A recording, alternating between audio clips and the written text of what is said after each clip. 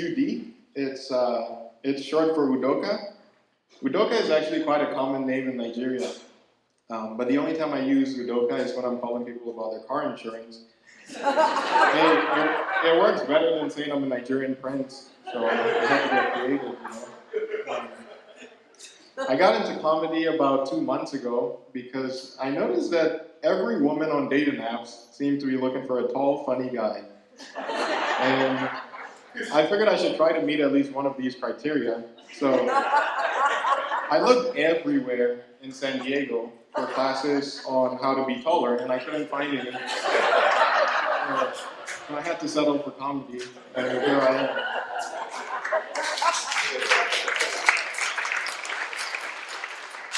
So anyways, I'll be at the exit on the way out for returning contacts from any single ladies. And if you're not single, just send them a text, let them know it's over. Literally so here. I grew up in Ghana, and after spending about 16 years over there, coming back to the US was quite the culture shock. People were really weird. I remember once, one of my first experiences, I was in this school signing up for classes with my dad, and a lady came to pass by, and she looked at me, directly at me, and gave me a really big smile, and I had no idea who this lady was. So I was confused the whole time she was passing by. And as soon as she was out of earshot, I turned to my dad, and in my Ghanaian accent, I said, "Daddy, why is she looking at me like that? Do you know her? What is wrong with her?" And my dad explained to me that Americans love pretending to be friendly. So I learned that lesson pretty early. But high school was quite difficult adjusting. It was very terrifying, and I was especially terrified of talking to women in high school. So I had this strategy, right? I would listen to their names in class, and then I would send them a friend request on Facebook, and then I would feel like I have to send them a really smooth introduction now, right? Because it would be too weird not to. So I would say something like, "Hey, you have the most beautiful eyes, green eyes. Wow, those are non-existent in Ghana. Do you have a boyfriend?" And apparently they had boyfriends because they never got back to me.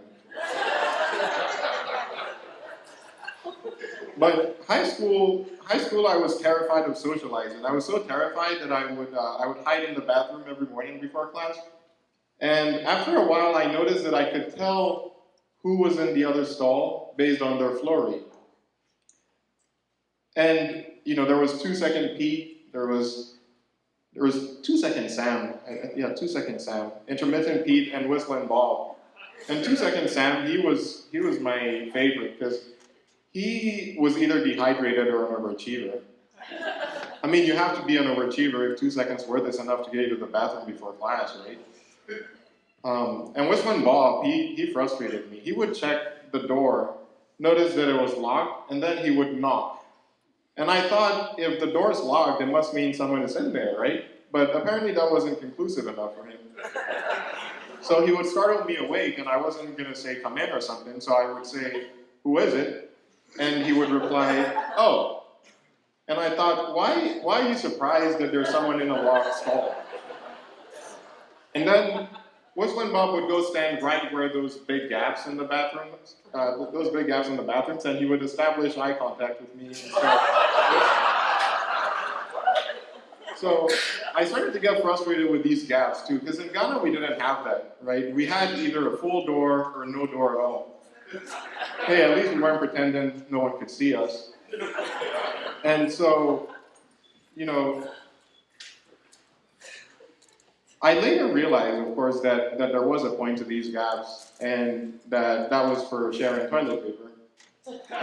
And since I wasn't using mine, I ended up being the distributor. So 2 seconds, 2 stress for 2-second Sam, 8 for whistling Bob, and so on. We shared a really intimate bond day and night. They didn't even know it. Thank you so much.